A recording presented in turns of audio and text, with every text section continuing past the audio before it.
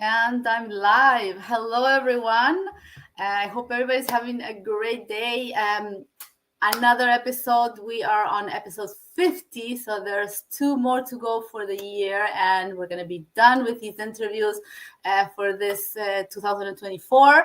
And today I have a special guest, of course, like always, and somebody that has a pretty neat story to share. So I will invite him today because we don't have many men. Hi, Keith. How are you? I'm doing fine, Julie, and you? I'm great. And no, I'm going to rephrase that. There is a lot of men doing this business, but they don't go live. They don't go to go. They don't like to go on camera. No, they let their wives do that. Exactly. Yeah. Yeah. You were correct. Because I sometimes I have couples and only the lady wants to show. We're more. Yeah, I'm the opposite. I wish my wife would want to do this, but she doesn't want anything to do with this. She Well, thinks I'm nuts. just give her time. Give her time. Everybody needs to have this has different timings. Okay, Yeah. Keith, I'm very happy to have you here, and thank you for your time, of course. And yeah, why don't you tell us a little bit about yourself? Sure. So I'm Keith Halwa. I was born and raised here in Alberta, Canada. I left home at a fairly young age and I traveled around a fair bit. I ended up in the oil and gas industry probably around 1994 or something like that. I ended up wanting to work overseas because I knew that the money was good and I wanted to travel and work. So that's what I did. I found a company that was expanding worldwide and I hired on with them and I got sent to Cuba, which was only supposed to be for a short amount of time, but it ended up actually turning into over 20 years.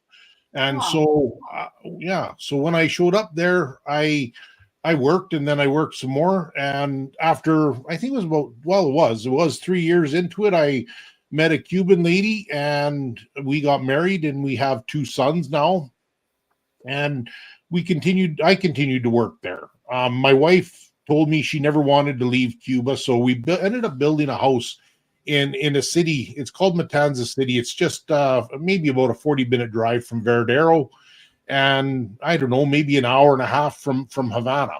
And so we built this house there, but it became apparent that things started to happen within the country itself. I'm not a political guy and I'm not going to get into it, but things were happening politically there. And the company that I was working with was having issues with its client there. And so I kind of thought, well, you know what? I can't continue to stay living here because it's just not gonna, what am I gonna do if there's no work for me? Yeah. So fast forward to 2017, my wife and I and my youngest son came to Canada for their first trip overseas. They came, I wanted to bring them here to see what life was like. And so we did a quick trip, went back to Cuba, and I thought, well, you know what?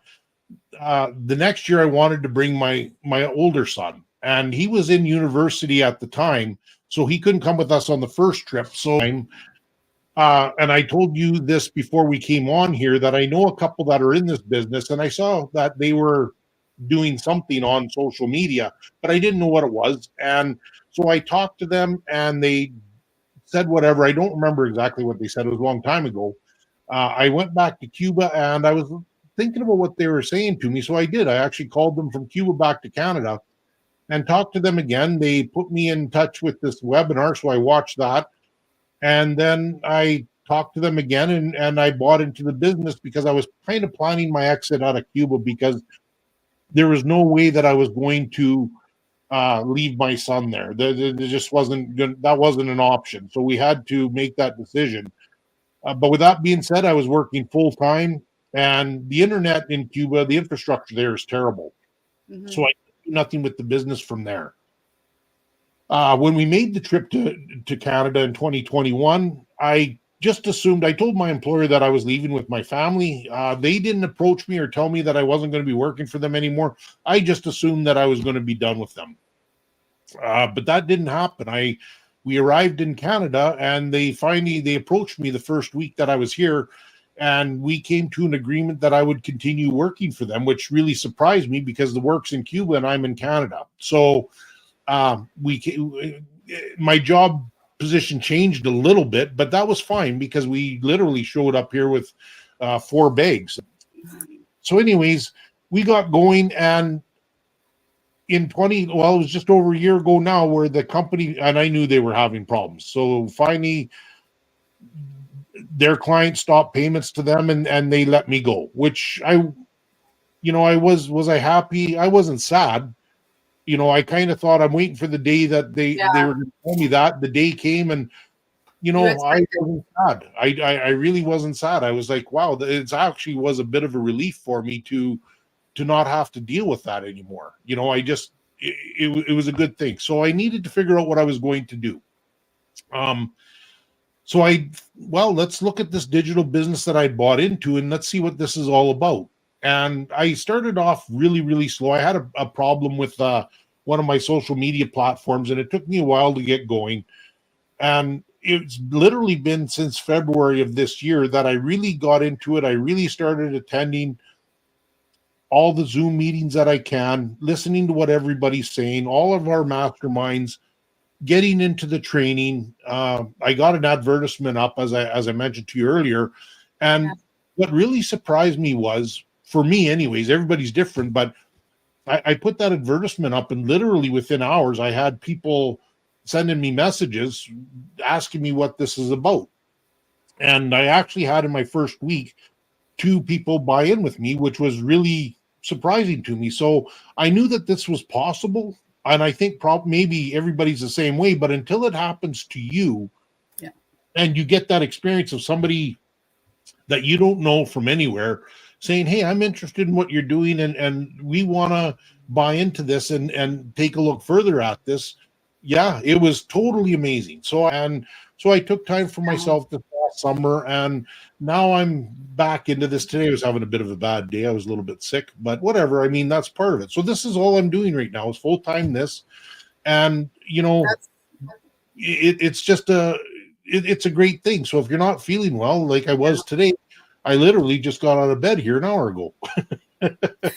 Well, thank you for being here, by the way.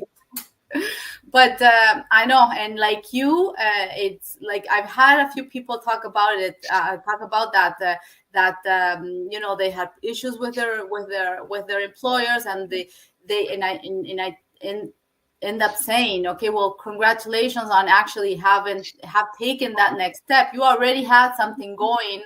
All that was happening to you in your job, but not everybody does the same. So many times we let the opportunity pass by, and there is no stability. There's no job that is bulletproof. One day you're there, one day you're not. And like you said, you were kind of expecting that something would happen, or you weren't even expecting a job when you're coming to Canada from Cuba. So you had it for a while, but then until they decide. But luckily you had the business running, and I assume you don't have experience, like in my case, coming from construction. I didn't have any experience. So my big the very important part that this business was able to help me is with our training, right? Because I was able to follow step by step and actually be able to set up my business from day one, continuing doing it until today. How did you find that part using our training? Did that help you a lot? I mean, how did you work on it with the training? Yeah, so the training is really, really good. There's no complaints about that. You have to, obviously, it's like anything else, you have to spend the time at it. You have to participate in Zoom meetings and show up to the weekly masterminds, because there's so much other information out there that, not that it's not in the training, but they can't speak about some things in the training. They like, even just doing, for example, this. So we're sitting here, we're talking, and we're doing this this live together. I'm gonna get on these lives or whatever else, even just posting on Facebook. Like you said yourself, I'm from the oil and gas industry, and I knew nothing about social media. My social media experience before I started this was opening up Facebook and looking at some pictures of my family or whatever. And I certainly never posted anything, maybe once or twice.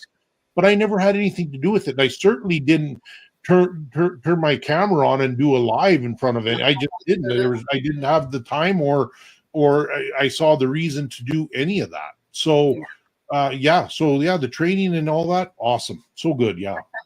Okay, and you mentioned that you're working on this full time since February, kind of. What does full time mean to you? Because people that are listening to us and that have, for example, a full time job like myself, and this happened to me when I started, when they were talking about doing this business full time. For me, I was asking, okay, but what do you mean full time? Are you sitting like I work full time? I'm 8 hours at the office, or sometimes I'm at the office, sometimes on a construction site. But for me, full time is at 8 hours doing something, right? I mean, what do you do 8 hours? And that wasn't the answer. The answer was different. But I wanna know what full time means for you. So full time for me means different things depending on what day it is. I'm still spending lots of time going through training, learning how different, even just, I don't know, Canva, for example. You got to learn Canva, and you got to learn different applications and software. And I'm good with that. I seem to attract a lot of people that need help. And so, and it's specifically with the software stuff. And so not that it's a bad thing, but I seem to spend a lot of time helping other people, which is part of this business. But I still help. Like, don't get me wrong. I haven't said, no, I'm not helping anybody. That's not it. I like to help. So no, that is part of what we do as well. But yes, you have to have a balance, definitely. Yeah. So every day is different, Julie. It's just a different, It could be 8 hours, it could be 4 hours, it could be whatever. But, going from now until next June, I'm going to really spend a lot of time at this.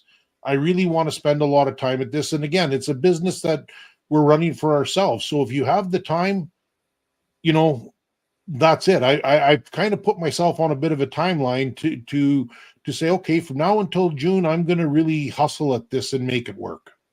Great. So then this is the last question. Today, we have our workshop, our webinar, like every Tuesday and Wednesday Tuesday and Thursday. For you, it's 6 p.m., I believe. For me, it's 8 p.m. What would you tell people, a word of encouragement, being where you are right now, for somebody that's looking for something, and come along this business? What would your words be for them? Well, I would just say the workshop doesn't cost nothing. So go and take a look at it and see, because all these people that are on there are just everyday people. I worked in the oil and gas industry. When I first started there, I worked on the drilling rigs. That's the kind of work I've done my whole life, was manual labor. And so, I ended up in an office position there down in Cuba. But I mean, go and take a look at it, because they're just everyday people that have decided to try and do something different for themselves.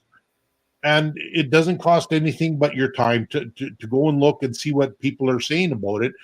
And if it's for you, great. And if it's not, great. I always say the same thing, because everybody here wants highly motivated, dedicated individuals that we want to work with. We don't want, people that are just going to show up and say, yeah, I'm going to do this, but they don't do anything. Because one, it wastes my time and your time and everybody else's time. Absolutely. Okay, Keith, thank you so much for your time. Your story is very unique. I'm happy to have met you through this platform, and we'll see each other online. Okay. Yes. Thank you. Everybody else, have a great end of your day, and we'll see you next week. Bye. Thank you. Bye-bye. Bye.